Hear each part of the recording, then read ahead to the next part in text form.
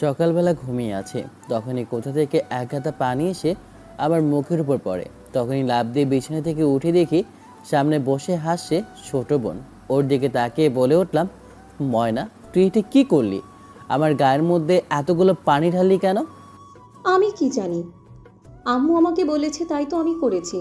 না হলে আমার এত ইচ্ছে নেই যে গাধাকে ঘুম থেকে উঠানোর। কথাটা শুনে বিছানা থেকে লাফ দিয়ে উঠে ওর কান দুইটা মলে দিই। তখনই চিৎকার করে আম্মুকে বলে ওঠে, আম্মু দেখো, তোমার বাদর ছেলে আমাকে মারছে। তুমি কোথায় গেলে? তোমার এই বাদর ছেলেকে সামলাও, না হলে কিন্তু আজকে তোমার এই বাদর ছেলের মাথা মেরে না ফাটিয়েছি। আমার নামও ময়না না। ওরে বাবা, আমার মাথা ফাটাবে? আয় দেখি কার গায়ে জোর আছে, কতটুকু। এখনই এক হাত মারামারি লেগে যাক, তাহলে দেখা যাবে। তুই কি ভেবেছিস আমি হাতিয়ার ছাড়া চলে এসেছি? ময়না তখনই পেছন থেকে একটা লাঠি বের করে আমার উদ্দেশ্যে বলে ওঠে, এই ডান্ডা মেরে তোকে আজ ঠান্ডা করবো আমি, দাঁড়া। পেছন থেকে একটা সসের বোতল নিয়ে আগে লুকিয়ে রেখেছে। এরপর আমি ময়নার চুল ধরে টান দিই। তখনই ময়না আমার আমার দিকে মাথাটা একটা লাঠি দিয়ে বাড়ি দেয়। সাথে সাথে আমি চিৎকার করে বলি, আমার মাথাটা ফেটে গেছে রে। রক্ত যেন দেখা যায়, তার জন্য একটি সস মাথার মধ্যে লাগিয়ে দিয়েছি। আমি মাথা চেপে ধরি আর অভিনয় করি অজ্ঞান হয়ে যাওয়ার মতো। ভাইয়া, তোর কি হয়েছে? দেখি দেখি। আমি তো এত জোরে তোকে বাড়ি দেইনি, তাহলে কি করে তোর মাথা ফাটলো? রক্ত বের হলো। আল্লাহ, আম্মু কোথায় গেছো? তুমি দেখো না ভাইয়ার কি হয়েছে। হ্যাঁ, আমি কিছু করিনি, সত্যি বলছি। আমি ইচ্ছে করে তো এত জোরে বাড়ি দেইনি, আর আমি তো আসতে দিয়েছি। তোর মাথা ফাটলো কি করে? ময়নার এমন কাণ্ড দেখে আমি তো আর না হেসে থাকতে পারলাম না। তুই কত ভোলা ভালা দেখেছিস, তোকে আমি মারার কোনো প্রয়োজন হয় না। এভাবেই চাইলে তোকে আমি শাস্তি দিতে পারি। আমার তো এখন যেন দুনিয়া উল্টে গেছিল। আজকে তোর খবর আছে। তুই আবারও আমাকে রাগিয়ে দিয়েছিস। তোমার ছেলে আমাকে আবার রাগিয়ে দিয়েছে। তুমি তুমি কিছু বলবে না তোমার বাদর ছেলেকে?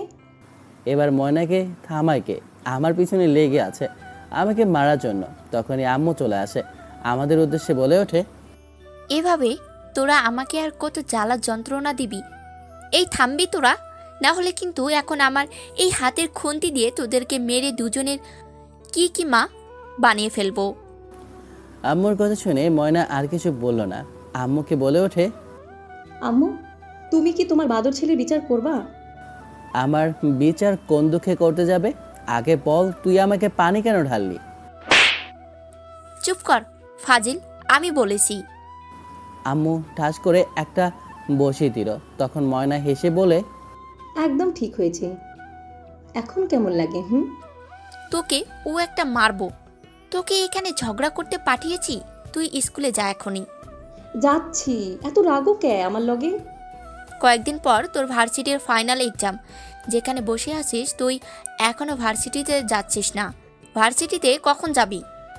মাস্টার্স কমপ্লিট হয়ে গেলে একটা চাকরি খুঁজতে হবে। তুই যে অলস, যদি এবার মাস্টার্স কমপ্লিট করার পরপরই যদি চাকরি না খুঁজতে বের হয়, তাহলে আমার হাতের লাঠি দেখেছিস, একটাও মাটিতে পড়বে না, সব পিঠে গিয়ে লাগবে। আম্মু ঠাস করে একটা বসিয়ে দিল। তখন ময়না হেসে বলে, আম্মু, একটু ঘুমাইতে চাইলাম, তুমি দেখি আমার ঘুমের ওপর খুবই অত্যাচার করো। এত ঘুম কোনো প্রয়োজন নেই, বেশি ঘুম শয়তানি ঘুমায়। তুই তাড়াতাড়ি যা, না হলে কিন্তু প্রচুর রাগ উঠেছিস আমার। আচ্ছা ঠিক আছে, যাচ্ছি। কথাটা বলে ওয়াশরুমে চলে যায়। আপনাদেরকে তো আমার পরিচয়টাই দেওয়া হলো না, তাহলে আমি আমার পরিচয়টা দিই। আমি আবির, আবির চৌধুরী, পরিবারের একমাত্র বড় সন্তান। আমার একটা ছোট বোন আছে, তা তো দেখেছিনি। পরিবারে মা ছাড়া কেউ নেই। বাবা অনেক আগেই মারা গেছে। মা অনেক কষ্টে আমাদের লালন পালন করেছে। তাই মাস্টার শেষ করে আমি আম্মুর হাল ধরতে চাই। আমার আবার একটা নেশা, সেটা হচ্ছে সিনিয়র মেয়েদের উপরে ক্রাশ খাওয়া। তাদেরকে আমার ভালো লাগে। আপনার সাথে কথা বলতে বলতে আমার ফ্রেশ হওয়া শেষ। ওয়াশরুম থেকে বের হতে ফোনটা বেঁচে ওঠে। ফোনের স্ক্রিনে তাকিয়ে দেখি আমার বন্ধু হারামি রাহাত ফোন দিয়েছে। ফোনটা রিসিভ করলাম। তখন ওপাশ থেকে রাহাত বলে ওঠে, কিরে হারামি, তোর কি হয়েছে? এত সময় ধরে কল করছি, ফোন ধরছিস না কেন? কিছু হয়েছে নাকি? আরে তেমন কিছু হয়নি, একটু ঘুমিয়েছিলাম। আর আমার আরামের ঘুম হারাম করার জন্য আমার ছোট বোন তো আছে। শালা তুই আর ভালো হলি না। যখন বিয়ে করবি তখনও এইভাবে ঘুমিয়ে থাকিস আর বউয়ের মায়ের খাস, তো তারপর বউ মারবে। চুপ শালা, এখন কোথায় আছিস সেটা বল। ওই তো রফিক চাচার দোকানের সামনে বসে আছি, তুই আসলে একসাথে ভার্সিটিতে যাব। আচ্ছা ঠিক আছে, আমি 5 মিনিটের মধ্যে আসি। কথাটা বলে কলটা কেটে দেই। রাহাত আমার পুরনো বন্ধু, কিন্তু ওরা অনেক বড়লোক। আমি কখনো ওদের বাসায় যাইনি। ও আমাকে অনেকবার জোর করেছে ওদের বাসায় যেতে, কিন্তু আমি চাইনি, কারণ আমি মধ্যবিত্ত, আরও ধনী পরিবারের ছেলে। একটা কথা, এটা ঠিক যে রাহাত 8-10টা ছেলের মতো না। ওর বাবার কোটি কোটি টাকা থাকা সত্ত্বেও ও সবসময় আমার সাথে চলাফেরা করে। কখনো কোনো খারাপ অভ্যাস নেই, নেই কোনো টাকার অহংকার। ওর মুখ থেকে শুনেছি ওর একটা বড় বোন আছে। ওর বড় বোন অনেক রাগী আর অনেক ভাবওয়ালি। হারামজাদা আজ কয়েকদিন ধরে বলছে যে আমাকে একটা কথা বলবে, কিন্তু বলতে পারছে না। আজকে বলেছে কথাটা বলেই ফেলবে। রেডি হয়ে আমি রফিক চাচার দোকানের দিকে রওনা দিচ্ছি। ওখান থেকে না হয় ইউনিভার্সিটিতে যাব। আগামীকালকে আবার আমাদের ফাইনাল এক্সাম। আপনাদের সাহস কি করে হয় এখানে এই কাজগুলো এমনভাবে অর্ধেক করে রাখার? আপনাদেরকে অনেকবার বলেছি যে কাজে অবহেলা আমি একদমই মোটেও পছন্দ করি না, আর আপনারা এখানে সবগুলো কাজ অপূর্ণ রেখে দিয়েছেন। এসবের মানে কি? ম্যাডাম, আসলে আমি বুঝতে পারিনি। আমি ওয়ার্কারদেরকে বলেছিলাম যে কাজটা সম্পূর্ণ করে দেওয়ার জন্য। তারা অনেক হাতে কাজ ছিল, এই কাজটা সম্পূর্ণ করা ওদের দ্বারা সম্ভব হয়নি। চুপ করেন আপনি। আপনাকে কি আমি এইখানে শুধু ম্যানেজারের দায়িত্বের জন্য এই জন্য দিয়েছি যে আপনি ওদের হয়ে সুপারিশ করবেন? আপনি ওদেরকে বলে দেন, আর নয়তো আপনি এখান থেকে আসতে পারেন। না ম্যাডাম, আপনি আমার সাথে এমন করবেন না। আমি ওদেরকে কঠোর গলায় বলবো। এই কোম্পানিতে আমি এসেছি মাত্র 1 সপ্তাহ হলো। আমি এই 1 সপ্তাহের মধ্যে যা দেখেছি, কতগুলো সমস্যা, আপনারা টাকা কোথায় কোথায় কে কোথায় পাচার করেন, সব কিছুই আমি এখন পেয়েছি। আর আপনি মিস্টার ঈশান, বা আপনাকে বলছি, আপনার বাবা এখানে পুরনো কর্মচারী ছিল। আমার বাবার খুব বিশ্বস্ত লোক ছিল, আর তার সুবিধাতেই আপনাকে এখানে চাকরি দেওয়া হয়েছে ম্যানেজার। তাই আপনি এমন কিছু করবেন না যেন আপনার বাবার সম্মানহানি হয়। জি ম্যাডাম, আমি যথার্থ চেষ্টা করব। আপনি নিশ্চিন্তায় থাকুন। এক গাদা কথা শুনিয়ে আমার রুম থেকে চলে যায় নীলা ম্যাডাম। যেন আমার দম বন্ধ হয়ে যাচ্ছিল। এই শয়তান মহিলাটাকে কে বিয়ে করবে আল্লাহই জানে। মেয়েটার এত রাগী মেয়ে, যে মেয়ে বিয়ে করবে তার জীবন কয়লা কয়লা বানিয়ে ফেলবে। আল্লাহ গো, আল্লাহ তুমি বাঁচিয়ে দাও ওই ছেলেটাকে। অফিসের কি অবস্থা করে রেখেছে! মাত্র 7 দিন হলো অফিসের মধ্যে জয়েন হয়েছি, তার মধ্যেই দেখি সব কিছু উলটপালট হয়ে আছে, কোনো কাজ ঠিক মতো নেই। তাই রাগ করে আব্বুকে একটা কল করলাম। আব্বু ফোনটা রিসিভ করলো। কি হয়েছে মা, কোনো সমস্যা নাকি? কাজে না বুঝলে বলো, আমি তোমাকে বুঝিয়ে দিচ্ছি। মাথার মধ্যে রক্তচাপ উঠেছে তোমার এইসব জিনিস দেখে। আমি এসব এখন আর পারছি না। তুমি এগুলো এসে সব ঠিক করে দাও। আমি 1 সপ্তাহের জন্য একটু অস্ট্রেলিয়া যাব। ওখান থেকে ফিরে আমি অফিসে যেন সব কিছুই ঠিক দেখি। আর হ্যাঁ, অফিসের মধ্যেই স্টাফ কিছু তুমি চেঞ্জ করবে, ওদের নাম দিয়ে দিয়েছি, আর নতুন কিছু স্টাফ নেবে। কি বলছিস মা?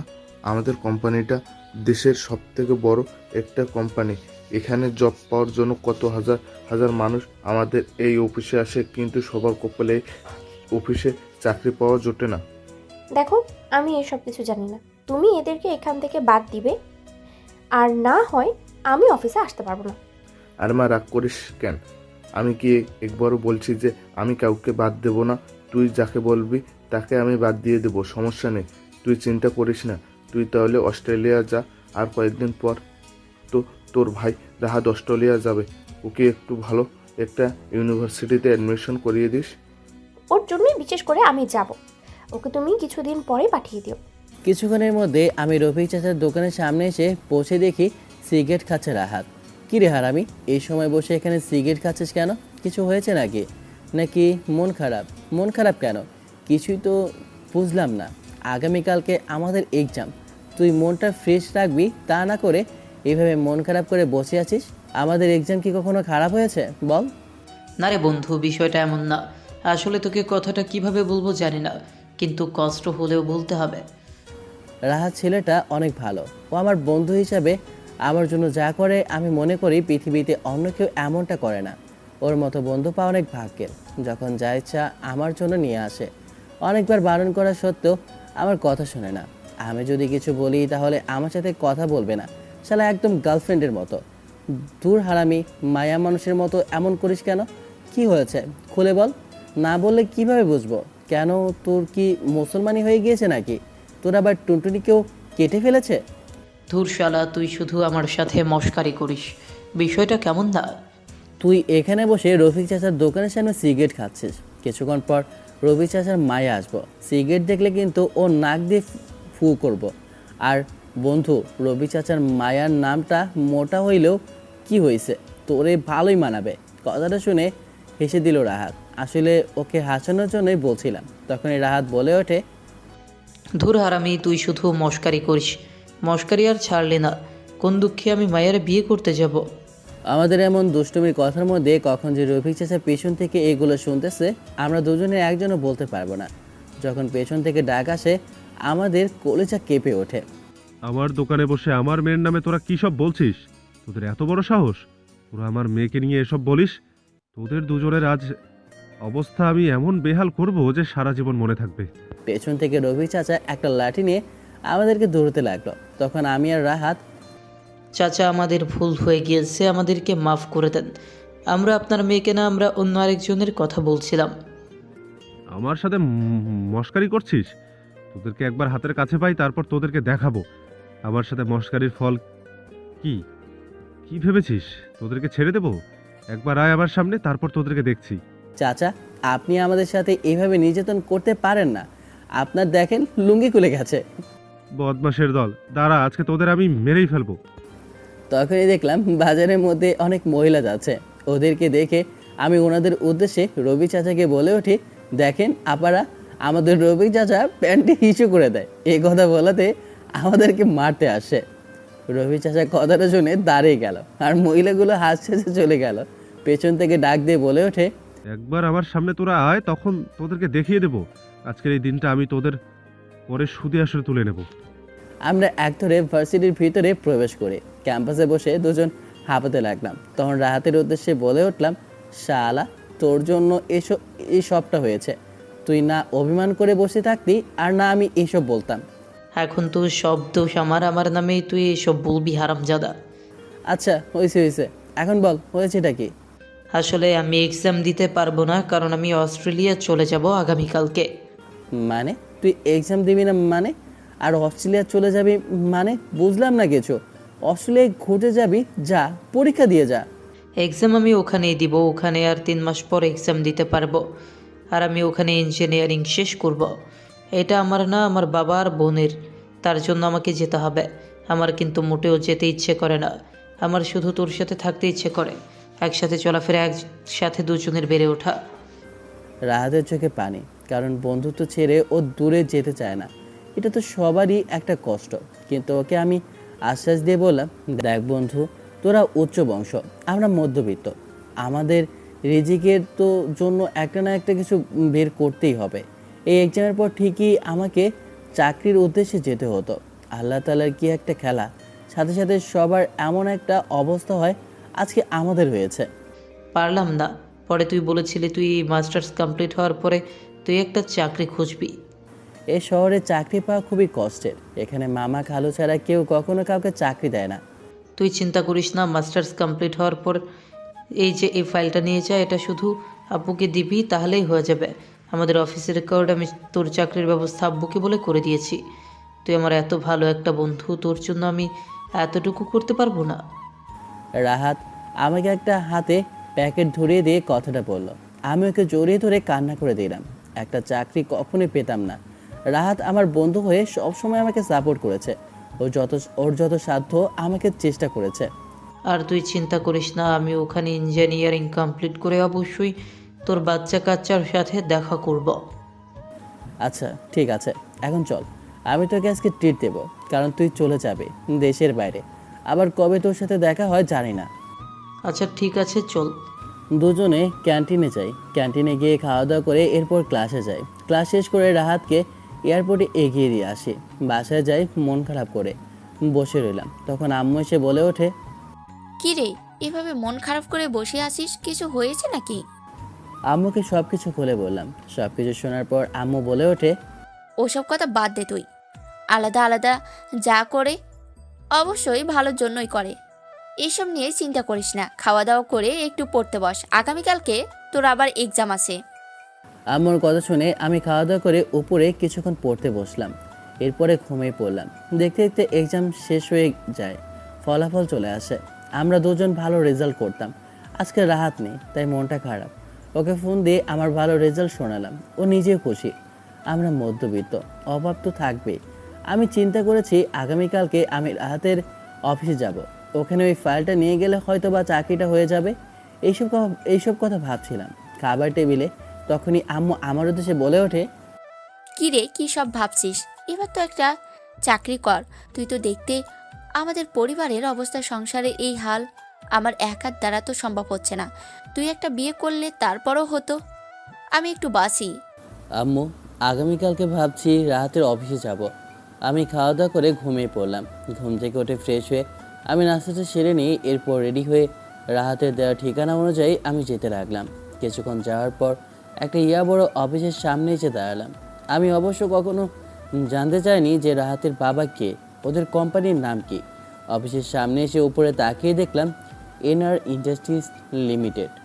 মানে এই কোম্পানিটা আমাদের শহরের সবথেকে বড় কোম্পানি, এক কথায় টপ বিজনেসম্যানদের মধ্যে একজন। এখানে চাকরি পেতে যে কত যোগ্যতা লাগে তার কোনো ধারণা নেই। তার মানে এত কোটিপতি ছেলে আমার বন্ধু ছিল। এটা ভাবতেই তো আমার কি ভালো লাগছে। আসলেই রাহাতের মনে একটু বিন্দু পরিমাণ অহংকার নেই। আমার একটা ভালো বন্ধু পেয়েছি আমি অফিসের ভেতরে প্রবেশ করি। তখনই আমাকে দারোয়ান দেখে আমার উদ্দেশ্যে বলে ওঠে, 1 মিনিট দাঁড়ান মশাই, কোথায় যাচ্ছেন? আপনাকে দেখে তো মনে হয় না যে অফিসে আপনি আগে জব করেন। আপনার আইডি কার্ড কোথায়? ভাই, আমি আসলে এখানে একটা চাকরির জন্য এসেছি। আমার কথা শুনে দারোয়ান সবগুলো দাঁত বের করে হাসতে লাগলো আর আমার উদ্দেশ্যে বলে ওঠে, তোমার কি মালের সমস্যা? পোশাক দেখে তো মনে ওঠে তুমি কোথাও বস্তি থেকে উঠে এসেছো। এখানে চাকরি করতে কত যোগ্যতা লাগে তোমার কোনো ধারণা আছে? এখানে কত স্মার্ট লোক আসে চাকরির জন্য, কিন্তু চাকরি পায় না। আর তোমার মতো দেখতে এমন একটা গরিব চাকরি করবে? বের হও এখান থেকে। দেখুন, আমি এখানে শুধু শুধু আসিনি। এখানে আমার বন্ধু আমাকে পাঠিয়েছে, আর এই কোম্পানির মালিকের ছেলে আমার বন্ধু। এত সময় জড়িত তোমার কথা শুনে যাচ্ছি, আমি একটা কথাও বলছি না। এখন তো তুমি দেখি আমার কথার ধৈর্য হারিয়ে ফেলছো। এখন কিন্তু মুখে না, অনেক কিছু করে ফেলবো। দারোয়ানটা যা ইচ্ছে তাই আমাকে বলতে লাগলো। তখন এই কোথা থেকে ভেতর থেকে একটা লোক আসে। লোকটা আসা মাত্রই দারোয়ানগুলো চুপ হয়ে যায়। এরপর ওর উদ্দেশ্যে বলে ওঠে, এইখানে এত হইছই কেন? কি হয়েছে? তোমরা কাকে নিয়ে এভাবে চিল্লাচিল্লি করছো? ফকির থাকলে বিদায় করে দাও। তোমরা এভাবে এমন চিল্লাচিল্লি করছো কেন? দেখুন না স্যার, কোথা থেকে এই ছেলেটা এসেছে, এসে এখানে যা ইচ্ছে তাই করছে। ওকে বলছি এখান থেকে চলে যেতে। ও বলে একটা চাকরি করতে এসেছে। কোত্থেকে চলে আসা গ্রামের একটা খ্যাত।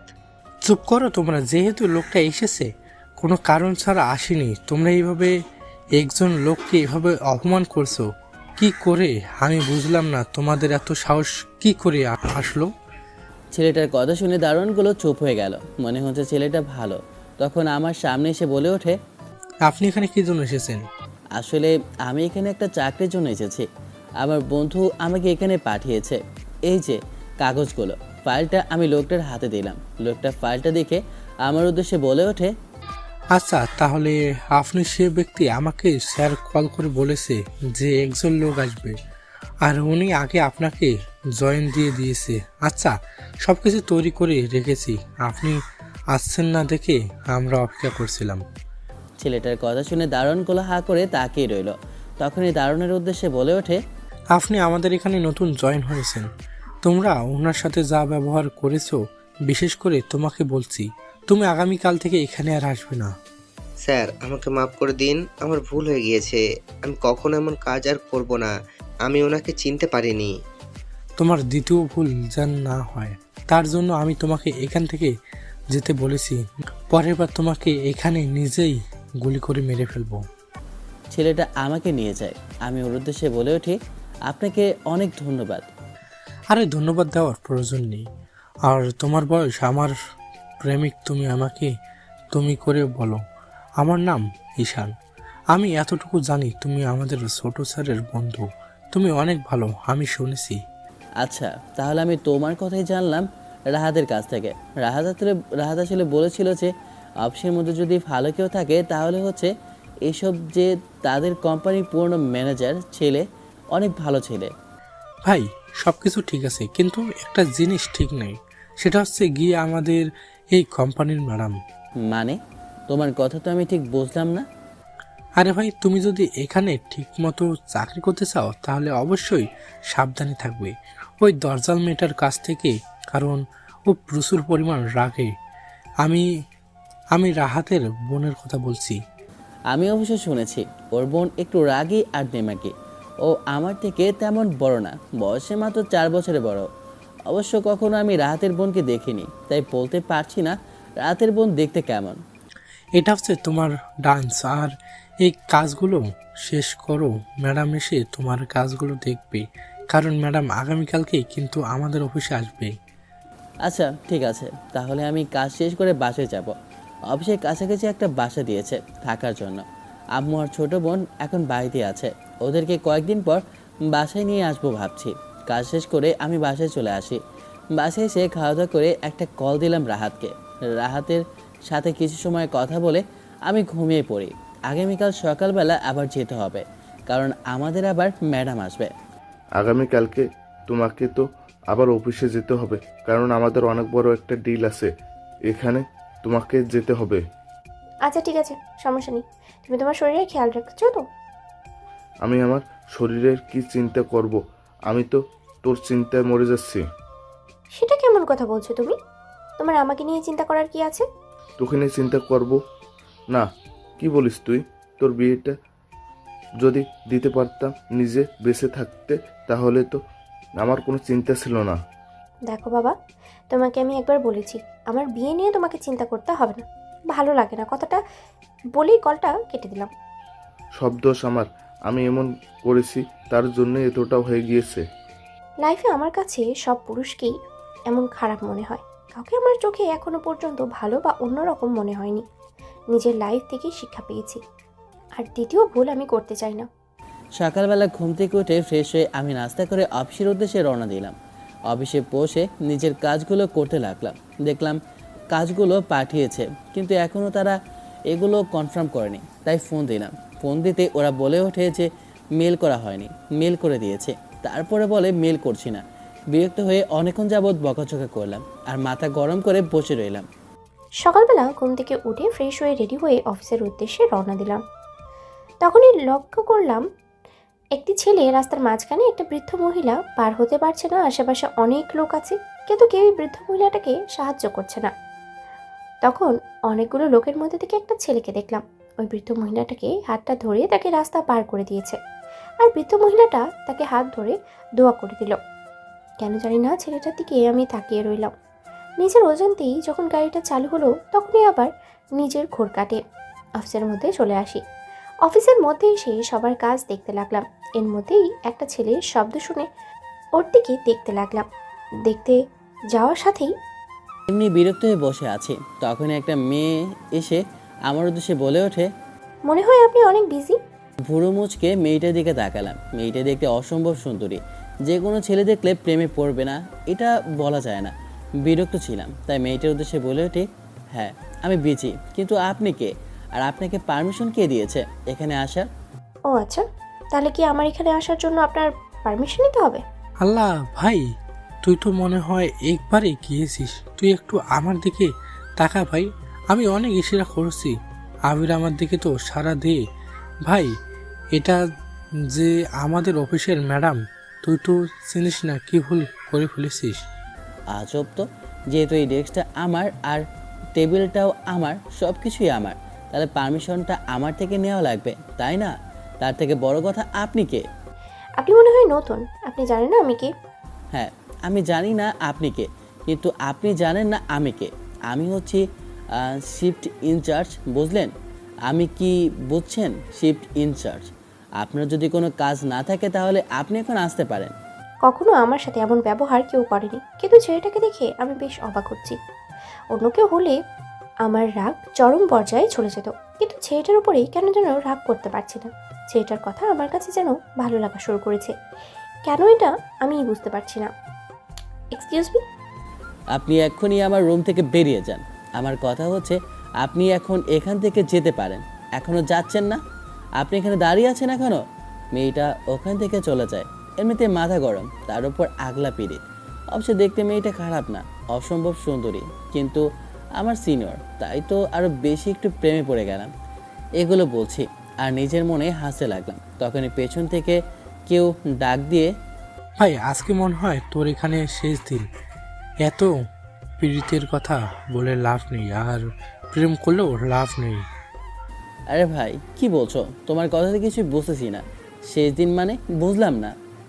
একটু আগে একটা মেয়ে গেল তোমার কেবিন থেকে, আর তুমি যা ইচ্ছে তাই বলেছো। ওকে তুমি চিনো?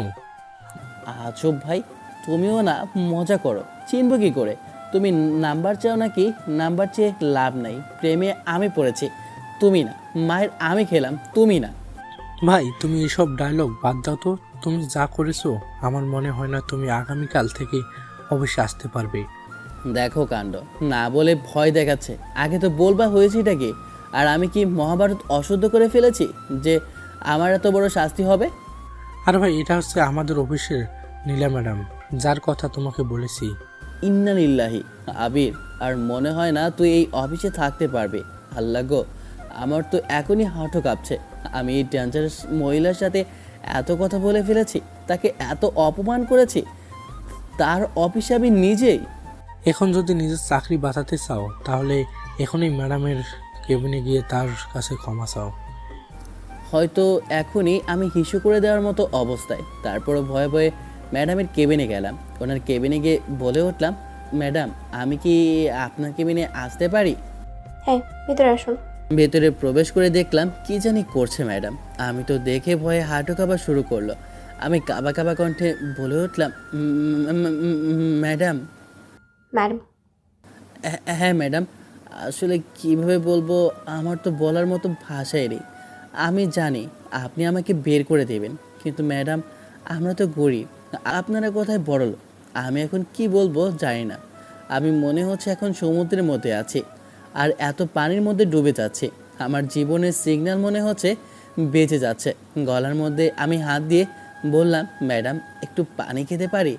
কথাটা বলে সামনের দিকে এগিয়ে যাই। পানিগুলো খেয়ে ফেললাম।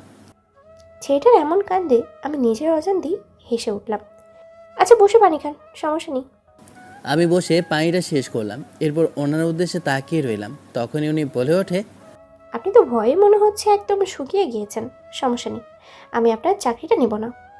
ধন্যবাদ ম্যাডাম। কথাটা বলে আমি কেবিন থেকে বের হয়ে যাই। দেখি ঈশান ভাই ওখানে দাঁড়িয়ে আছে।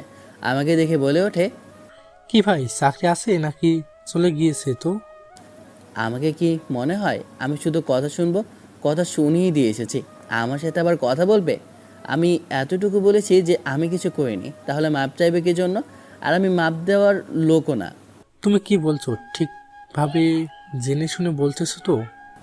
এই আবির কখনো কারো কাছে মাপ চায়নি। কলারটা উঠিয়ে কথাটা বললাম তাকিয়ে। আমি নিজেই রিজাইন দিয়ে দিয়েছি, আমাকে কি দেবে? একবারে রিজাইন দিয়ে দিয়েছিস? কি বলিস ভাই তুই? আরে ভাই, তুমি আমাকে চেনো না? আমি কি আমার দরকার নেই? মনের মধ্যে একটা মেসেজ আছে। আর কোনো দেশে বলে উঠি, ভাই পেছনে তাকিয়ে দেখ কে দাঁড়িয়ে আছে। তুই চুপি চুপি কথাটা বলতে, কিন্তু আমি তো একটা কথাই শুনতে না। ও বলতে আর পেছন থেকে ম্যাডাম তাকে সব কথা শুনতে লাগলো। আরে ভাই তাই দেখে তো চাকরিটা ছাড়লাম, আর এখনই অপারেশন শুরু করেছে। আরে সমস্যা নেই, আমার চাকরি যেখানে হবে সেখানে তোমারও ব্যবস্থা করব। এখানে কে চাকরি করবে? ঈশান ভাই কি জানি ইশারা করে দেখাচ্ছে, আমি তো তা খেয়ালই করছি না। পেছন ফিরে তাকিয়ে দেখি ম্যাডাম। তখনই আবারও আমার পুরো শরীরটা বিদ্যুতের মতো চমকে ওঠে। ম্যাডাম আপনি? হ্যাঁ আমি। শালা পাঞ্চত, বলস নাইকে যে ম্যাডাম এখানে? শালা কতবার তোকে ইশারা দিলাম, তুই একটা কথা শুনেছিস নাকি নিজের মনে বলে যাচ্ছিস?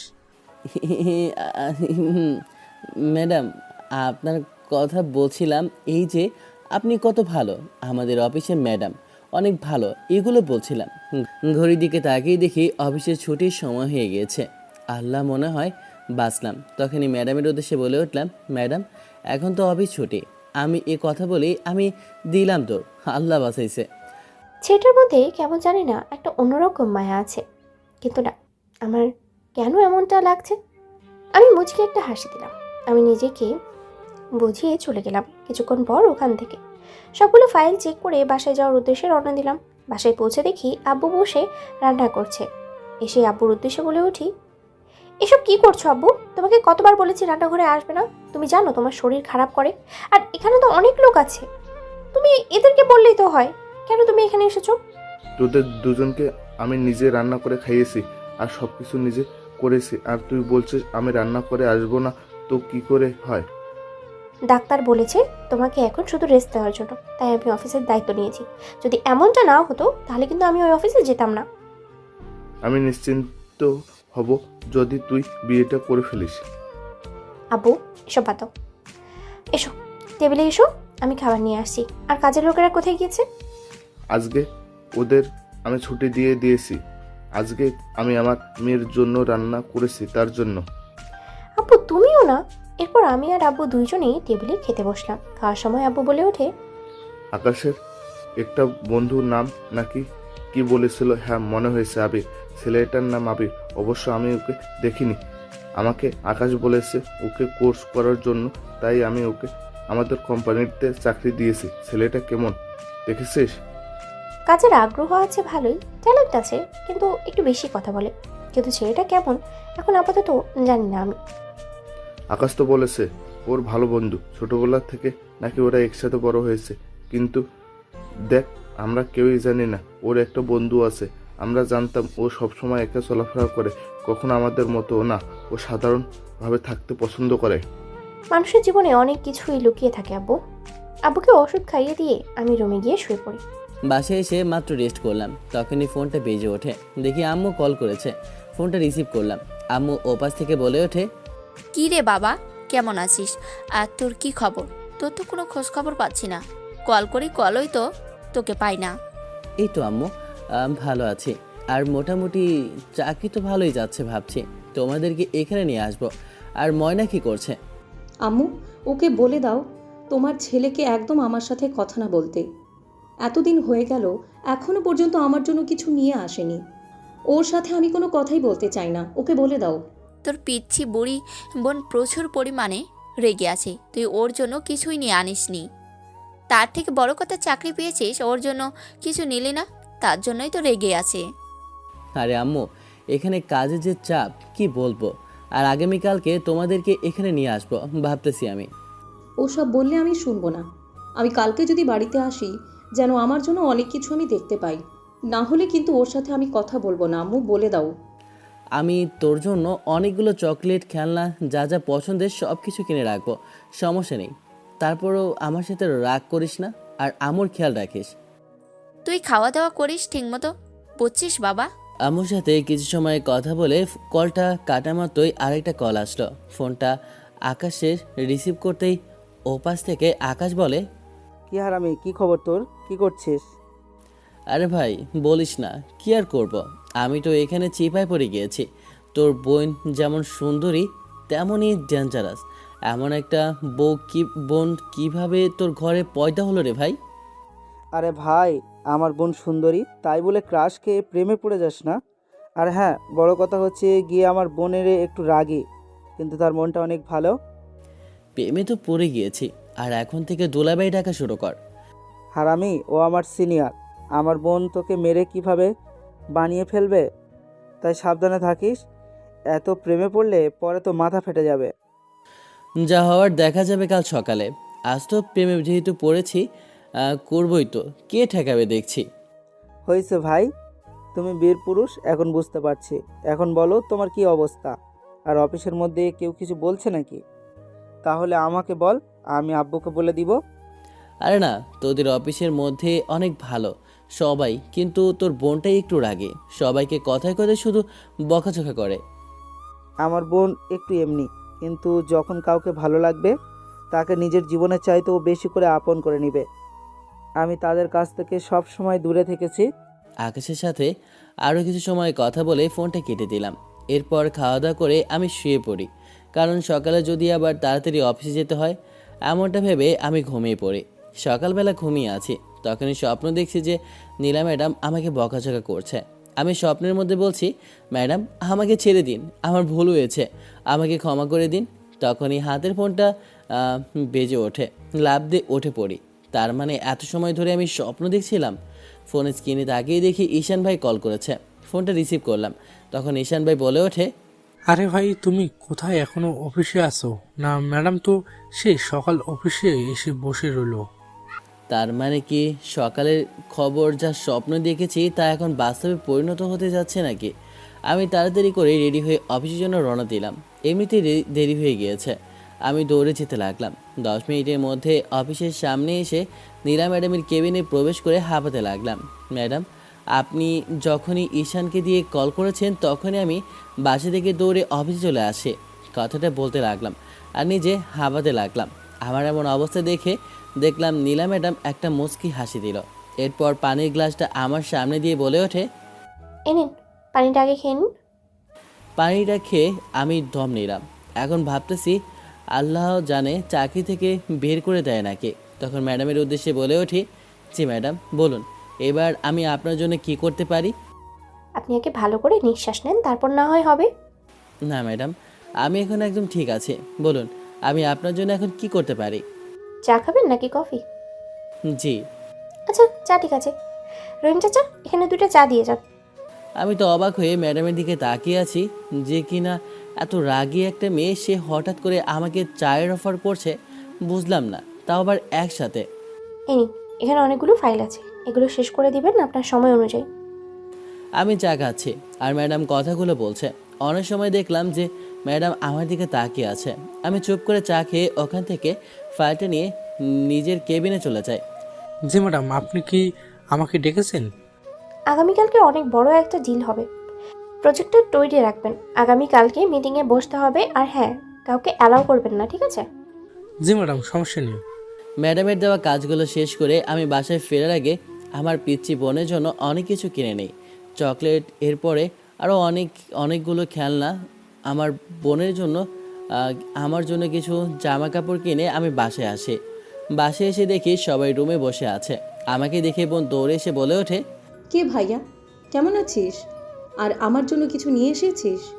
আরে তুই হচ্ছিস আমার একটা মাত্র শয়তান আর শাকচুনি বোন, তোর জন্য কিছু না এনে পারবো নাকি? আম্মু দেখেছো তোমার এখন ছেলে কি বলেছে? আরে কি শুরু করে দিলি?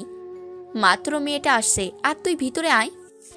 এই নে বক্সটা, মনের হাতে দিলাম। ও দৌড়ে চলে যেতে লাগলো।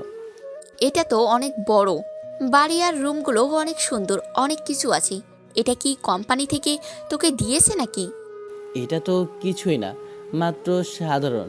ওদের তো এত কোটি কোটি টাকা, এমন যদি 2-4টা মানুষকে এমনি দিয়ে দেয় তাহলেও তাদের কিছুই যায় আসবে না। করে তাহলে এত বড় লোক। আচ্ছা যাই হোক, চাকরিটা হয়েছে, এখন আমার আর কোনো চিন্তা নেই। এখন আর কোনো চিন্তা নেই মানে? তোমার কথা তো কিছুই বুঝলাম না। অর্ধেক কথা পেটে না রেখে পুরোপুরি মুখ থেকে বলে দাও তো শুনি। আমি আর এই সংসারে একা থাকতে চাই না। আমি তোর বিয়েটা দিয়ে নাতি নাতনির মুখ দেখতে চাই। আম্মু, তুমি এখন কি শুরু করে দিয়েছো? আচ্ছা খাবার দাও, খাওয়া দাওয়া করে শুয়ে পড়ি, কালকে আবার অফিসে যেতে হবে, অনেক কাজ পড়ে আছে। আমি রান্না করে রেখেছি, ফ্রিজের মধ্যে কিছু শাকসবজি ছিল। আয়, আমি তোকে খাবার দিচ্ছি, খাওয়া দাওয়া করে শুয়ে পড়। আমি খাওয়া দাওয়া করে শুয়ে পড়ি। সকালবেলা ঘুম থেকে উঠে ফ্রেশ হয়ে আমি নাস্তা করে অফিসের উদ্দেশ্যে রওনা দিলাম। কিছুক্ষণ পর অফিসে এসে পৌঁছালাম। জি ম্যাডাম, ইউএস থেকে যেগুলো ক্লায়েন্ট ছিল ওনারা চলে এসেছে, এখন প্রেজেন্টেশন ওদের সামনে পেশ করতে হবে। আচ্ছা ঠিক আছে, চলুন ভিতরে চলুন। আর সবাইকে বলে দিয়েন যেন আমাকে ডিস্টার্ব না করে। আমরা এখন অফিসের মধ্যে আছি, ঠিক আছে? আচ্ছা ম্যাডাম, ঠিক আছে, সমস্যা নেই, চলেন ভেতরে চলেন। অফিসে এসে নিজের কাজগুলো করতে লাগলাম। তখনই দেখলাম হঠাৎ করে ফোনটা বাজতে লাগলো, কিন্তু কার ফোন বাজতেছে বুঝতে পারছি না। আমার কেবিনটা ম্যাডামের পাশেই, উনি নিজেই আমাকে কেবিনটা দিয়েছে, তার কারণ জানি না। আমার ফোনটা বেজে ওঠে, অনেকবার বাজতে লাগলো, তাই আমি ম্যাডামের কেবিনে গিয়ে ওনার ফোনটা হাতে নিলাম। দেখলাম ওনার বাবা কল করেছে, হয়তোবা কোনো সমস্যা হতে পারে, তাই আমি ফোনটা হাতে নিয়ে অফিসের ভিতরে প্রবেশ করি। তখন আমাকে এভাবে মিটিংয়ের ভিতর প্রবেশ করতে দেখে ম্যাডাম রেগে আমার উদ্দেশ্যে বলে ওঠে, আরে ভাই, পাগল হয়ে গিয়েছিস নাকি? ইশারা করে আমি অনেকবার বুঝালাম আবিরকে, তখনই দেখলাম ম্যাডাম রেগে যায়। হোয়াট দ্য হেল আইয়ু, তোমাকে ভেতরে প্রবেশ করার অনুমতি কে দিয়েছে? না ম্যাডাম, আপনার ফোন। স্টপ, এনাফ, এখান থেকে এখনই বের হয়ে যাও। ম্যাডাম মনে হয় অনেক বিজি, তাই ওখান থেকে আমি বের হয়ে যাই। ম্যাডামের ফোন আবারও বেজে ওঠে, তাই আমি ফোনটা রিসিভ করতেই তখনই কেউ একজন, আমার হাতে খুব ব্যথা, বাসায় কেউ নেই, আমাকে এখনই হসপিটালে নিয়ে যেতে হবে, না হলে আমি মনে হয় মারা যাবো এখনই। আঙ্কেল আপনার বাসা কোথায়? ম্যাডাম মিটিংয়ে আছে। আঙ্কেলের থেকে ঠিকানা নিয়ে ম্যাডামের ফোনটা হাতে নিয়ে আমি ওনার বাসায় চলে যাই। বাসায় গিয়ে দেখি আঙ্কেল মেঝেতে পড়ে আছে। আমি ওনাকে তুলে একটা অ্যাম্বুলেন্সে নিয়ে হসপিটালে তাড়াতাড়ি নিয়ে যাই। আমি বাইরে দাঁড়িয়ে আছি, ডাক্তাররা অপারেশন রুমে ওনাকে নিয়ে যায়। আমি অপেক্ষা করতে লাগলাম। মিটিং শেষ করে আমি অফিসে আসলাম। খুব বিরক্ত সহকারেই আমি কেবিনের ভিতরে প্রবেশ করলাম, কারণ একটু রাগী হয়ে গিয়েছিল। কিছুক্ষণ পরই আমি আমার ফোনটা বের করতে লাগলাম, কিন্তু ফোনটা খুঁজে পাচ্ছি না। তখনই এই ঈশান কেবিনে প্রবেশ করে বলে ওঠে, ম্যাডাম, আপনার বাবা হসপিটালে ভর্তি আছে, আর ওনাকে আবির হসপিটালে ভর্তি করিয়েছে, আপনার ফোন ওর কাছে। কথাটা শোনা মাত্রই আমার বুকটা কেঁপে ওঠে। আমি দৌড়ে হাসপাতালে যেতে লাগলাম, আর প্রচণ্ড পরিমাণে রাগ, কারণ আমাকে না বলেও ও বাবাকে হসপিটালে নিয়ে গিয়েছে কোন সাহসে। দেখলাম একটা ছোটোখাটো হসপিটালে, তাই আরও বিরক্ত হলাম। আমি ওর কাছে গিয়ে, give me my phone. Madam রেগে আমার থেকে ফোনটা নিয়ে গিয়ে এবং বলে ওঠে, তোমার সাহস কি করে হয় আমার ফোন ধরার? তুমি আমাকে না বলেই কি করে আমার বাবাকে হসপিটালে নিয়ে আসলে? আমি তো আপনাকে বলতে গিয়েছিলাম, কিন্তু আমাকে চুপ করে দিয়ে ম্যাডাম বলে ওঠে, স্টপ, আর একটা কথা বলবে না, আর আগামীকাল থেকে অফিসে আসার কোনো প্রয়োজন নেই, গেট আউট। এখন যেন নিজের প্রতি প্রচুর রাগ হচ্ছে, কেন যে অন্যের ভালো করতে গেলাম, এখন তো নিজের ক্ষতি হয়ে গিয়েছে। তাই রেগে ওখান থেকে আমি চলে যাই। মন খারাপ থাকলেও কিছু করার নেই, আর মানুষের ভালো করতে নেই। এখন তো ভালো মানুষের উপরই যত দোষ। আমি বাসায় চলে আসি। বাসায় আমাকে এভাবে আসি দেখে আম্মু আবার কাছে এসে আমার উদ্দেশ্যে বলে ওঠে, কি রে, এভাবে মন খারাপ করে বসে আছিস কেন? আর অফিস এত তাড়াতাড়ি ছুটি দিয়ে দিল, কিছু হয়েছে নাকি? আরে আম্মু, কিছু হয়নি। এরপরও আম্মু অনেক জোর করে, আমার কাছ থেকে সব কিছু শোনে। আম্মু বলে ওঠে, তুই ওদের হেল্প করেছিস, তার বিনিময়ে ওরা তোকে চাকরি থেকে বের করে দিল। এটা একদম উচিত হয়নি। তুই চিন্তা করিস না, আল্লাহ পাক অবশ্যই তোর জন্য ভালো কিছু রেখেছে। খাওয়া দাওয়া করে একটু বিশ্রাম নেই। আম্মু খাবার বেড়ে দেয়। ছোট বোন ময়না এখনও স্কুল থেকে আসেনি, ওকে এখানে একটা স্কুলে ভর্তি করে দিয়েছিলাম। খাওয়া দাওয়া করে আমি রুমে এসে একটু শুয়ে পড়ি। ভালো লাগছে না, মন এবং কি মেজাজ কোনোটাই ভালো নেই। বাইরে দাঁড়িয়ে আছি, তখন কিছুক্ষণ পর ডাক্তার কেবিন থেকে বের হয়ে ডক্টরের সামনে যেতেই ডক্টর আমার উদ্দেশ্যে বলে ওঠে, আপনাদের ভাগ্য অনেক ভালো, সঠিক সময় হসপিটালে নিয়ে এসেছেন। যদি সঠিক সময় হসপিটালে নিয়ে না আসা হতো তাহলে অনেক বড় একটা দুর্ঘটনা হয়ে যেতে পারত। আমার বাবা এখন ঠিক আছে তো ডক্টর? আপনার বাবা এখন আউট অফ ডেঞ্জার। সঠিক সময় নিয়ে আসার কারণে আমরা হসপিটালে কোনো চিকিৎসা দিতে পেরেছি ভালোভাবে। যদি একটু দেরি হতো বা অন্য কোথাও নিয়ে যাওয়ার চেষ্টা করতো তাহলে ওনার প্রাণ যাওয়ার আশঙ্কা ছিল অনেকটাই বেশি। আব্বু ঠিক আছে, এটা শুনেই মনে একটু শান্তি পেলাম। আর ভাবতে লাগলাম আমি কত বড় ভুল করেছি, আবিরকে এতগুলো কথা শুনিয়েছি না জেনে না বুঝে। এখন যেন নিজের প্রতি নিজেকেই খারাপ লাগছে। আপনি গিয়ে আপনার বাবার সাথে দেখা করতে পারেন, ওনার জ্ঞান ফিরেছে। আমি আব্বুর কেবিনে যাই, তখনই আব্বুকে দেখে জড়িয়ে ধরে কান্না করে দিই। আমাকে যেভাবে কান্না করতে দেখে আব্বু বলে ওঠে, আরে পাগলি মেয়ে, এভাবে কেউ কান্না করে? আমি একদম ঠিক আছি, কিন্তু আমি ওই ছেলেটাকে খুঁজতেছি যে ছেলেটা আমাকে হসপিটালে নিয়ে আসছে। আমি ওকে বের করে দিয়েছি, হসপিটাল থেকে বের করে দিয়েছি তার জন্য। এটা কি একদম ঠিক করেছিস? তুই বল, যে আমাদের উপকার করেছে তাকে এভাবে প্রতিদান দিয়েছিস তুই। আজকে যদি ও না থাকতো তাহলে তুই কি আমাকে আর দেখতে পারতি? তুমি চিন্তা করো না, আমি ওর কাছে গিয়ে ক্ষমা চাইবো। আমি আসলে ঠিক করিনি, আমি বুঝতে পারছি এখন। আমার তোমার এমন অবস্থা শুনে মাথা ঠিক ছিল না, তাই আমি ওকে এগুলো বলেছিলাম। ছেলেটা খুবই ভালো, ওকে দেখে আমার খুব ভালো মনে হয়েছে, আমার কাছে বেশ ভালোই লেগেছে। ওর মতো একটা ছেলে যদি আমার মেয়ের সাথে দিতে পারতাম কত আমার ভালো লাগতো। তোর মতো একটা ছেলে আমি চেয়েছিলাম তোর জন্য। কেন জানি না, আবিরের কথা শুনে মুখ ভর্তি লজ্জায় আমার লাল হয়ে যায়, কিন্তু তা কেন বুঝতে পারছি না। আমি আব্বুকে চুপ করে দিয়ে বললাম, আপু কিসব বলছো তুমি এখন রেস্ট নাও।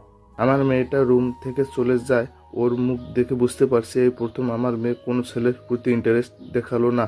যে আজ পর্যন্ত যে কোনো ছেলে, কত ছেলে দেখেছি, কত ছেলের কথা বলেছি, কিন্তু কখনো কোনো ছেলের প্রতি এমন মন অনুভূতিতে আর আমি দেখিনি। ছেলেটার মধ্যে অবশ্যই কোনো একটা ম্যাজিক আছে।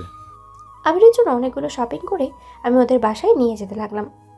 বিশাল বাসাটা চিনি, তাই আমাকে গাড়ি করে ওর বাসার সামনে এসে দাঁড়িয়ে দেয়। বাসাটা অবশ্য আব্বুর ওই হিসাব করে দিয়েছে, কারণ সবগুলো কলিগের জন্য একটা করে ফ্ল্যাট দেওয়া হয়, বা সামনে এসে দরজা কলিং বেল দিতেই। আম্মু দেখো কি মনে হয় এসেছে। দাঁড়িয়ে না থেকে দরজাটা তো আগে খুলবি। বাইরে কে দাঁড়িয়ে আছে, তোর জন্য কি অপেক্ষা করবে নাকি? যা দরজাটা খোল, আমি আসতেছি। কিছুক্ষণ পর দরজাটা খুলে দেখলাম একটা পিচ্চি কিউট মেয়ে আমাকে দেখে আমার উদ্দেশ্যে বলে ওঠে, আপনি কে? আপনাকে তো ঠিক চিনতে পারলাম না। আমি নীলা, আমি তোমার ভাইয়ের অফিসের ম্যাডাম। ময়না, কে এসেছে রে? আম্মু দেখো, ভাইয়ের অফিসের ম্যাডাম এসেছে। তখন দেখলাম মাঝ বয়সী একজন বৃদ্ধ মহিলা আমার সামনে আসে, ওনাকে সালাম দিলাম, আর আমাকে দেখে উনি বলে ওঠেন, আরে মা, তুমি এই গরিবের ঘরে এসেছো? আসো না, ভিতরে আসো। আমি ভিতরে প্রবেশ করলাম আর আন্টির উদ্দেশ্যে বলে উঠলাম, আসলে আমি ওর সাথে যা করেছি ঠিক করিনি, তার জন্য আমি ওর কাছে ক্ষমা চাইতে এসেছিলাম। আমি ওর সময় কি করব বুঝতে পারছিলাম না, মাথা অনেক গরম ছিল, তাই অনেক কিছুই ওকে বলে ফেলেছি। ও মনে হয় অনেক মন খারাপ করেছে। মেয়েটাকে দেখে মনে হচ্ছে অনেক লক্ষ্মী। এমন একখান মেয়ে যদি আমার বেটার বউ হইতো। না মা, আসলে এমন না। আসলে ছোটবেলা থেকে একটু বেশি অল্প ছোটোখাটো বিষয় মন খারাপ করে, তার জন্য হয়তো বা এখন মন খারাপ করে বসে আছে। আপু তুমি এখানে কি নিয়ে এনেছো? তোমার নাম কি পিচ্চি বুড়ি? আমার নাম ময়না। তুমি অনেক কিউট, আর এখানে তোমাদের জন্য জামা কাপড় নিয়েছি আমি। সত্যি আপু, তুমি অনেক সুন্দর। তুমি আমার ভাইয়ের গার্লফ্রেন্ড হও? কথাটা শুনে আমি একটা কাশি দিলাম, আমি আজকে একটা হাসি দিলাম। তখনই, কী সব বলছিস তুই? যা নিজের রুমে গিয়ে পড়তে বস, কিছুক্ষণ পর তোর আবার ক্লাসে যেতে হবে। আম্মু এমন করছো কেন? আমি একটু ভাবির সাথে থাকি না প্লিজ। তোকে আমি এখান থেকে যেতে বলেছি। আবার কথা শুনে ময়না চলে যায়। তখন মেয়েটার উদ্দেশ্যে বলে উঠি, তুমি কিছু মনে করো না মা, আমার মেয়েটা একটু দুষ্টু। আচ্ছা আবিরের রুমটা কোনটা? আন্টি আমাকে পাশের একটা রুম দেখিয়ে দেয়, আর আমার জন্য চা বানানোর জন্য উনি রান্নাঘরে চলে যায়। সারাদিন তো ঘুমিয়েছিলাম, তাই ওয়াশরুমে গিয়ে গোসলটা করে তোয়ালেটা জড়িয়ে আমি বের হচ্ছি। তখনই পা পিছলে আমি কারোর উপর পড়ে যাই। আমার ঠোঁটটা কারো নরম জায়গায় লাগে, আর নিমিষের মধ্যে আমি যেন হারিয়ে যাই কোনো এক অজানা দেশে। হঠাৎ করে আমার উপরে পড়ে যায় আবির। আমার ঠোঁট তার ঠোঁটের সাথে মিশে যায়, আর আমাকে শক্ত করে জড়িয়ে ধরে আবির যেন বিদ্যুতের মতো চমকে ওঠে আমার পুরো শরীরটাও। আমি হারিয়ে যাই অজানা এক দেশে। হাতটা তোলার মতো কোনো এক নরম জায়গার উপরে পড়ে গিয়েছে, আর আমার ঠোঁট কারো ঠোঁটের সাথে লেগে আছে। এখনও বুঝতে পারছি না, চোখ দুটো বন্ধ করে আছি। তখন আমার পিচ্চি বোন এসে, ভাইয়া ভাবি আমি কিন্তু কিছুই দেখিনি। কথাটা বলে দিলাম একটা দৌড়। আমি আমার নিজের রুমে চলে যাই। তখনই আমার ঘোর কাটে, দেখি আমি নীলা ম্যাডামের ওপরে আর নীলা ম্যাডাম নিচে। হাত দুইটা ওনার ওই দুইটে লেগে আছে, আর ঠোঁট ওনার ঠোঁটের সাথে। তোমার কাছে এসেছিলাম আমি ক্ষমা চাইতে, আর তুমি আমার সাথে এমনটা করে ফেললে। ম্যাডাম, আপনি আমার রুমে এসেছেন, আমি বুঝতে পারিনি। বিশ্বাস করেন, আমি ইচ্ছাকৃতভাবে এমন কিছু করিনি। তুমি ইচ্ছাকৃতভাবে করো বা অনিচ্ছাকৃতভাবে, তা আমার জানার বিষয় না। তুমি এখন আমার দায়িত্ব নিতে হবে, শেষ। দায়িত্ব নিতে হবে মানে? বুঝতে পারছি না ম্যাডাম, আপনি কী সব বলছেন? তুমি আমাকে ইয়ে দিয়ে আমাকে প্রেগনেন্ট বানিয়ে দিয়েছো, এখন আমার দায়িত্ব তোমাকে নিতে হবে। আমি যেন আকাশ থেকে পড়লাম। কি বলছেন ম্যাডাম? একটা ইয়েতে কিভাবে একটা মেয়ে প্রেগনেন্ট হয়ে যায়? আমি তো জানতাম না। তাহলে কিভাবে মেয়েরা প্রেগনেন্ট হয় তুমি কি জানো? সেটা তো আমি জানি না ম্যাডাম। তাহলে আবার কথা বলছো কেন? আমি এখন কি করব? আমি কিভাবে মানুষের সামনে মুখ দেখাবো? আমি সবই জানি, কিন্তু না জানার মতো একটা বাচ্চা ছেলের মতো অভিনয় করছি। তখনই ম্যাডাম আমার শার্টের কলারটা চেপে ধরে বলে ওঠে, আগামীকাল থেকে তোমাকে যেন আমি অফিসে দেখতে পাই। আর যদি কোনো কিছু ভুল হয়েছে তোর খবর আছে। আজকে যা করেছিস তার জন্য তোকে দায়িত্ব নিতে হবে। আমার তো গলা শুকিয়ে কাঠ হয়ে গিয়েছে। এমন ভয়ঙ্কর রূপ দেখে আমি কিছু বললাম না, চুপ করে দাঁড়িয়ে রইলাম। ম্যাডাম ওখান থেকে সোজা চলে গেল। আমি তো সোজা মূর্তির মতো দাঁড়িয়ে রইলাম। তখনই দেখলাম আম্মু রুমে এসে আমার উদ্দেশ্যে বলে ওঠে, কি রে, মেয়েটা এভাবে চলে গেল? কিছু খেলো না? তুই কি আবার কিছু বলেছিস নাকি? আর তোকে কি বলেছি অফিসে যাওয়ার জন্য? তার জন্যই এসেছে। আর কি থেকে কি হয়ে গেল নিজেই বুঝতে পারলাম না। কে বলেছে ওয়াশরুম থেকে বের হতে আমাকে? ভাইয়া দেখ, তোর অফিসের ম্যাডাম তোর জন্য অনেকগুলো জামা নিয়েছে। অনেক সুন্দর সুন্দর এগুলো, সবগুলো লাক্সারি অ্যান্ড কি ব্র্যান্ডের। যাব বলো। দেখলাম অনেক দামি আর লেখা আছে একটা চিঠির মধ্যে। এই জামা কাপড়গুলো পরেই যেন আগামীকালকে অফিসে দেখতে পাই। আর যদি না দেখি তাহলে কিন্তু হাত পা কেটে রেখে দেবো। কি ডেঞ্জারাস মেয়ে রে বাবা! এগুলো শুনলে যে কোনো ছেলের তো আত্মা কেঁপে উঠবে।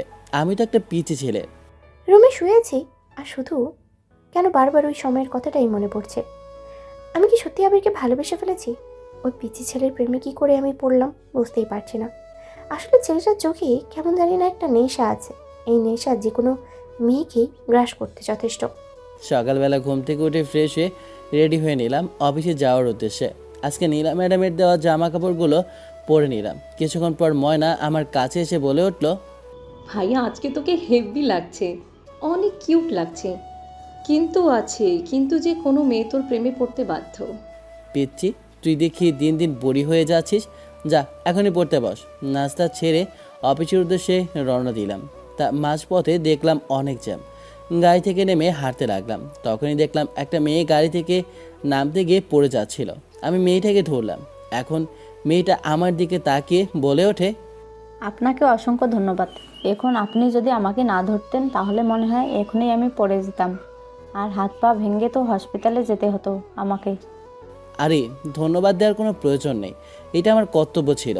মেয়েটা আমার আইডি কার্ডটা হাতে নিয়ে দেখে চোখ বড় বড় করে বলে ওঠে, আপনি কি সামনে ওই কোম্পানিতে জব করেন? হ্যাঁ, কেন? আরে ওইখানে তো আমিও জব করি, এইমাত্র ট্রান্সফার হয়ে এখানে এসেছি। আর আমার নাম শ্রাবণী। আমি হাত বাড়িয়ে দিয়ে কথাটা বললাম ছেলেটার উদ্দেশ্যে। ছেলেটা দেখতে হেব্বি কিউট। আমি তো প্রথম দেখায় ছেলেটার প্রেমে পড়ে গিয়েছি। এত সুন্দর ছেলে কি করে হতে পারে? আজ পর্যন্ত কোনো ছেলের প্রেমে পড়লাম না, আজকে ছেলেটার প্রেমে পড়ে গেলাম। মেয়েটার কথা শুনে আমি মেয়েটাকে হাত বাড়িয়ে দিয়ে বললাম, আমি আবির। মেয়েটা আমার হাত ধরে আছে। আমি জোর করে হাতটা ছাড়িয়ে নিলাম। এরপর একসাথে অফিসের উদ্দেশ্যে রওনা দিলাম। অফিসের ভিতরে প্রবেশ করে দেখি ম্যাডাম এখনও অফিসে আসেনি। মনে হয় রাস্তায় জ্যাম, তাই লেট হচ্ছে। আমাকে অফিসের ভিতরে প্রবেশ করতে দেখে ঈশান ভাই বলে ওঠে, কি ভাই, আজকে তো হাসি খুশি কেন? ম্যাডাম কি তোমাকে কি দিয়ে দিছি নাকি? আরে ভাই তুমিও না, যা শুরু করো। আচ্ছা চলো আগে ভিতরে বসি, কাজটা শেষ করি, তারপর না হয় বলবো তোমাকে। কেবিনে গিয়ে বসতে দেখি আমার পাশের কেবিনের মেয়েটা আমাকে দেখে কাছে আসে, আবার সামনে বসে আমার সাথে কথা বলতে লাগলো। আচ্ছা আবির, তোমাকে একটা কথা বলবো প্লিজ, তোমার কোনো সমস্যা হবে না? আরে আজব, কথাটা না বলার আগে যদি এসব বলেন তাহলে কি করে হবে বলেন। মেয়েটা আমার কেবিনে এসে আমার সাথে ঘেঁষে বসে কথাগুলো বলছে আর হেসে হেসে বলছে। তখনই হঠাৎ করে মেয়েটা আমার হাতের একটা আঙুল ধরে।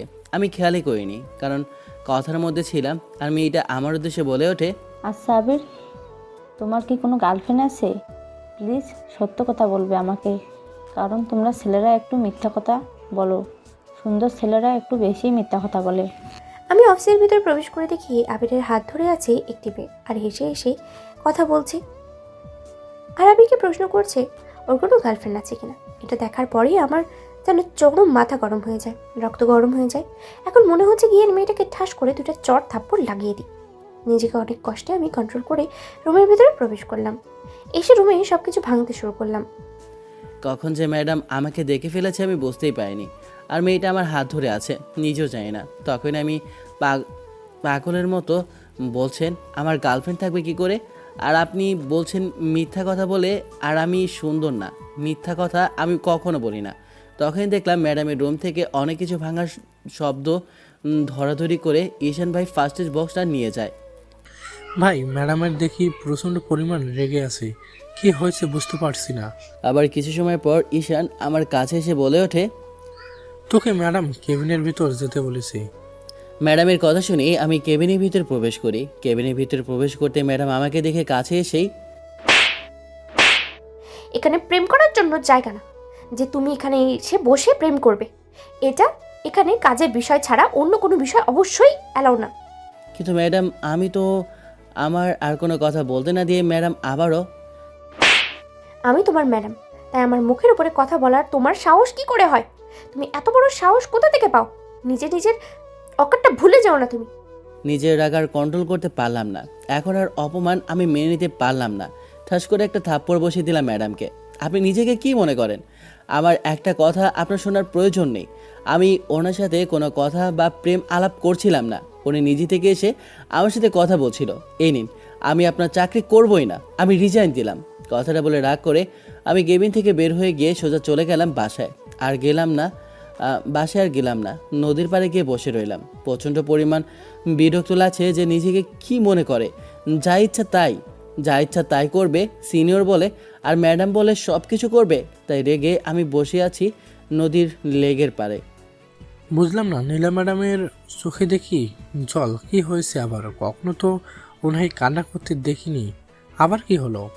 আমি বাসার দিকে রওনা দিয়ে প্রায় আধা ঘন্টা পর বাসার সামনে এসে পৌঁছে দেখি বাসা পুরো সাজানো। কিছুই তো বুঝলাম না। সকাল তো এমনটা দেখিনি, আর এখন বা এরকম কেন? বাসার ভিতরে প্রবেশ করতে আম্মু আমাকে দেখে বলে ওঠে, তাড়াতাড়ি করে রেডি হয়ে নে। আম্মু, এটা যে আমাদের বাসা আমি নিজেই চিনতে পারছি না। আর আমি রেডি হবো মানে? তোমার কথা কিছুই তো বুঝতে পারছি না। আর এগুলোর মানে কি? আজকে তোর বিয়ে আমি নিজে ঠিক করেছি, তাই তোকে এখন রেডি হতে হবে। কিছুক্ষণের মধ্যে তোর বিয়ে সম্পন্ন হবে। আম্মু, তোমার কথা আমি ঠিক কিছুই বুঝতে পারছি না। কী সব তুমি বলছো? তুমি আমার বিয়ে মানে? আমি কিছুই তো বুঝতে পারতেছি না। আমার বিয়ে মানে? আর তুমি আমাকে না জানিয়ে কি করে আমার বিয়ে ঠিক করলে? দেখ, আমি আমার পছন্দ অনুযায়ী তোর জন্য মেয়ে ঠিক করেছি। আশা করি মেয়ে তোর ভালো লাগবে। আর আমি যেহেতু তোর বিয়ে ঠিক করেছি, তাই তোকে বিয়েটা করতে হবে। আমি তাদেরকে কথা দিয়েছি আজকে তোর বিয়ে। আমি কোনো দেরি করতে চাই না, আর তোর কোনো কথা শুনতে চাই না। উপরে গিয়ে তোর পাঞ্জাবি শেরওয়ানি পরে নিয়ে নিচে আয়। আম্মু কথাটা বলে চলে যায়। দেখলাম বাড়ি ভর্তি আস্তে আস্তে মেহমান আসতেছে, কিন্তু কিছুই বুঝতেছি না। কিছুক্ষণ পর দেখলাম ঈশান ভাই। তখন ঈশান ভাইকে ডাক দিয়ে বললাম, ভাই তুমি এখানে কি করছো? আর আমার বিয়ে তুমি কি করে জানো? আম্মু তোমাকে চিনে কি করে? হাজারটা প্রশ্ন আমি ওনাকে করতে শুরু করলাম। তখন উনি আর কোনো কথা না বলে অন্য একটা কাজের ছোতা দিয়ে চলে যায়। আরে, ওইখানে লাইটিংটা ভালো হয়নি, আমি আসতেছি, দাঁড়াও। আর ভাই, তুমি যাও উপরে গিয়ে রেডি হয়ে নাও, কিছুক্ষণ পর কোণে আসবে। আজকে তোমার বিয়ে, তাই এত প্রশ্ন করতে নেই। আমার সাথে হচ্ছেটা কি কিছুই তো বুঝতে পারছি না। আমি রুমে যাই। রুমে যাওয়ার পর রেডি হয়ে নেই। আম্মু যেহেতু পছন্দ করে এটা করেছে, তাই আমি আম্মুর অবাধ্য হতে চাই না। কারণ আম্মু ছোটোবেলা থেকে অনেক কষ্ট করে মানুষ করেছে, তাই আম্মুর মনে কষ্ট কখনো আমি দিতে চাই না। কিন্তু এটা ঠিক, আমি আস্তে আস্তে নীরা ম্যাডামকে ভালোবেসে ফেলেছি। এটা কখনো আমার শোভা পায় না, কারণ উনি বড়লোক বাবার একমাত্র মেয়ে, আর আমি কোথায় মধ্যবিত্ত। তার থেকেও বড় কথা হচ্ছে উনি আমার সিনিয়র। উনি কখনো আমাকে মেনে নেবে না।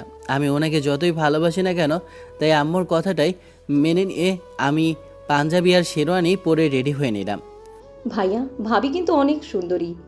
ভাবির যেন কোনো দিকে কম না দিস, বুঝতে পেরেছিস? আমি আমার হবু বউকে দেখলাম না, আর সবাই দেখে ফেললো। বুঝলাম না কেমন মেয়ে, যাকে আমি চিনি না কিন্তু সবাই চিনে। মেয়ের ঘোমটা ছিল, তাই আমি দেখতে পাইনি। দেখতে দেখতে বিয়ের কাজটা সম্পন্ন হয়ে যায়। আমি ছাদে দাঁড়িয়ে আছি আর সিগারেট খাচ্ছি। তখনই পেছন থেকে ঈশান ভাই ডাক দিয়ে বলে ওঠে, আরে ভাই, ছাদে দাঁড়িয়ে কি করছো? নতুন বউ ঘরে রেখে কেউ ছাদে বসে সিগারেট খায়? যাও নিজের ঘরে যাও, নিজের বউকেই দেখো। ভাই, আপনারা পারলেন আমার সাথে এমন একটা কাজ করতে? আপনারা আমাকে না জানিয়ে আমার বিয়েটা দিয়ে দিলেন। আমি চিনি না জানি না অজানা একটা মেয়েকে বিয়ে করে ফেললাম। আমি সব থেকে অবাক হচ্ছি যে আপনি আমার বাড়িতে কি করে, আর আপনি চিনেনি বা কি করে, আমার আম্মু কিভাবে আপনাকে চেনে, সেই প্রশ্নগুলো আমার মাথায় ঘুরপাক খাচ্ছে। তুমি যদি এত প্রশ্নের উত্তর খুঁজতে যাও তাহলে তো মাথায় কাজ করবে না। এখন মাথায় কাজ করা লাগবে না। কি করে বাসর রাতে বিড়াল মারতে হয় তা তুমি এখন খোঁজ করবে, আর এগুলো খুঁজে লাভ নেই। ভাই আপনি কি সব বলেন বুঝতে পারছি না। আমার তো একটাই প্রশ্ন, আমি নিজে মেয়েটাকে যার সাথে আমার বিয়ে হলো তাকে তো কখনো দেখিনি, আর তাকে কখনো মনে হয় দেখেছি বলে। তোমার বউ কিন্তু অনেক সুন্দরী, আমি দেখেছি। আর শোনো, বাসর রাতে যদি বিড়াল না মারতে পারো তাহলে কিন্তু খবর আছে, সারা জীবন কিন্তু তোমাকে বউয়ের কথা শুনতে হবে। আরে ভাই কি যে বলছেন আপনি, কিছুই মাথায় ঢুকছে না। আমাদের কথার মাঝে তখনই আম্মু ছাদে আসে, এসে আমার উদ্দেশ্যে বলে ওঠে, তুই এখনো দাঁড়িয়ে আছিস ছাদের মধ্যে? মেয়েটাকে কখন তোর রুমে বসে আছে? যা মেয়েটার রুমে যা। আম্মুর কথা শুনে আমি মেয়েটার রুমের দিকে পা বাড়ালাম। বুকের ভিতরটা ধকধক করছে। কোনো এক অজানা শক্তি আমাকে ভিতরে প্রবেশ করতে দিচ্ছে না। ভয়ে আমার শরীরটা কাঁপতে লাগলো। জানি না নিজের রুমে প্রবেশ করতে এত ভয় লাগছে কেন, কিন্তু তারপরও সবগুলো ভয় কাটিয়ে আমি ভেতরে প্রবেশ করি। ভেতরে প্রবেশ করতেই দেখলাম আমার রুমে আমার বউ নেই। তার মানে বউ কোথায় গিয়েছে? আমি এদিক ওদিক খুঁজতেছি, তখনই দেখলাম পেছন থেকে কেউ ছুরি নিয়ে বলে ওঠে, ওই মেয়েটার সাথে তোমার কিসের সম্পর্ক আমাকে এখন বলতে হবে, না হলে কিন্তু আজকেই তোকে আমি খুন করে ফেলবো। তাকে দেখি ম্যাডাম বসে যে দাঁড়িয়ে আছে। অবাক হলাম, আর উনি আমার রুমে, তাও আবার বসে যে। আমি কাবা কাবা কণ্ঠে বলে উঠলাম, ম্যাডাম আপনি এখানে? আমি এখানে থাকবো না তাহলে কি ওই মেয়েটার কথা আশা করছিলি? আপনি কোন মেয়েটার কথা বলছেন? আমি কিছুই তো বুঝতে পারছি না। কথাটা বলা মাত্রই আমার শার্টের কলারটা চেপে ধরে। এরপর আমার উদ্দেশ্যে বলে ওঠে, আমার সাথে তুই নাটক করিস তাই না? আমি বুঝতে পারি না তুই ওই মেয়ের সাথে সুখে থাকবি? আমি কখনো দেব না। আরে আজব তো, আপনি এখানে কি করছেন? তার থেকে বড় কথা, আমার বউ কোথায়? আমার বউকে দেন, না হলে কিন্তু আমি এখনই মামলা করব। কথাটা বলা মাত্রই আমার ঠোঁটে কিস করে দিল নীলা ম্যাডাম। 10 মিনিট পর ছেড়ে বলে ওঠে, আমি ছাড়া এখানে তোর বউ আর কে থাকতে পারে? হ্যাঁ হ্যাঁ হ্যাঁ, আপনি আমাকে কিস করলেন? আম্মু তাহলে আপনার সাথে আমার বিয়ে দিয়েছে? আমাকে মারলেন কেন? আমি কি করছি? আমাকে আপনি করে বলতে পারবে না, এখন থেকে তুমি করে বলবে আর নাম ধরে ডাকবে। আমি পারবো না। ঠিক আছে, যদি না পারিস তাহলে এখনই তোকে দেখাচ্ছি। এই না না না, আমি পারবো। তাহলে আমাকে কোলে তুলে এখনই ছাদে নিয়ে চল। হ্যাঁ আমি পারবো না। আপনি আমার সিনিয়র, আর আপনি কি ওজন, আপনার কি ওজন একটা আটার বস্তা। আমি আপনাকে নিতে পারবো না। আমার সামনে একটা চাকু নিয়ে আমার উদ্দেশ্যে বলে ওঠে, নিয়ে যাবে নাকি বল, না হলে কিন্তু এটা এখনই তোর পেটে ঢুকিয়ে দেবো। এই না না, আমি নিয়েছি তো। আমি তো এমনি মজা করলাম মাত্র। কী আর করার আছে? হাতিটাকে কোলে নিয়ে ছাদে যেতে হবে। অবশ্য আমার কাছে বেশ ভালো আর রোমান্টিক লাগছে। ছাদের উপর নিয়ে গিয়ে আমি ওকে রাখলাম। এরপর আমি হাঁপাতে লাগলাম। তখন নীলা তার ওড়না দিয়ে আমার ঘামটা মুছে দিল। তখনই আমাকে অবাক করে দিয়ে নীলা আমার হাতটা শক্ত করে জড়িয়ে ধরে। এরপর আমার উদ্দেশ্যে বলে ওঠে, আমি সত্যি বলতে তোমার মতো এমন ভালো মানুষ আমি কখনো দেখিনি। তোমার মধ্যে একটা ম্যাজিক আছে, যে ম্যাজিকটা আমাকে বারে বারে তোমার কাছে যেতে বাধ্য করে। আমি অনেক চেষ্টা করেছিলাম তোমাকে ভুলে যাওয়ার, কিন্তু আমি ভুলতে পারি না। তোমার মনটা অনেক ভালো। সত্যি বলতে তোমাকে আমি ধীরে ধীরে ভালোবেসে ফেলেছি। তোমার সাথে কোনো মেয়েকে দেখলে আমার সহ্য হয় না। আমি জানি তুমি আমার জুনিয়র, তারপরেও আমি তোমাকে ভালোবেসে ফেলেছি। জানি তোমার অনিচ্ছাকৃতভাবেই আমি তোমাকে বিয়ে করেছি। প্লিজ তুমি আমাকে কষ্ট দিও না, আমি তোমাকে অনেক অনেক বেশি ভালোবাসি। নীলা কথাটা বলে কান্না করতে লাগলো।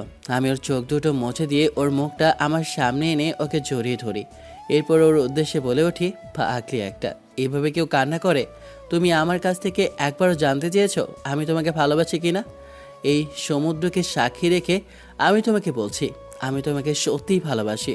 আমি আকাশ, এই জমিন, এই চাঁদ সব কিছু সাক্ষী রেখে তোমাকে বলছি, তোমাকে সারা জীবন আমি সুখে রাখবো। ভালোবাসা কি আমি জানি না, কিন্তু তোমাকে দেখার পর আমার মনের ভিতর কেমন জানি না একটা ভালোবাসার প্রাপ্তি জন্মায়। আমি তোমার চোখের মায়ে পড়েছি, আমিও সত্যি তোমাকে ভালোবাসি। কথাটা বলে ওকে জড়িয়ে ধরি। আবিরের ঠোঁটজোড়া নিজের দখলে করে নিই। আমি নীলাকে জড়িয়ে ধরে কিস করতে লাগলাম। এটা যেন এক পূর্ণতা। কথা দাও, কখনো তুমি আমাকে ঠকাবে না। আমি তোমাকে অনেক ভালোবাসি। তোমাকে আমি কথা দিলাম, আমি আমার সিনিয়র বউকে কখনো ঠকাবো না।